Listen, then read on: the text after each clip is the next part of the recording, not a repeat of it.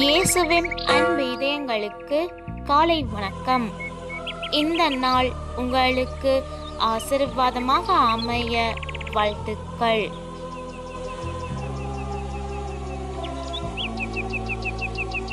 இப்புதிய நாளுக்கான ஆசீர்வாத இறைவசனம் எசாயா அதிகாரம் 57 இறை வார்த்தை 18. அவன் சென்ற பாதைகளை கண்டேன், ஆயினும் அவனை குணமாக்குவேன். அவனை நடத்திச் சென்று அவனுக்கு மீண்டும் ஆறுதல் அளிப்பேன்.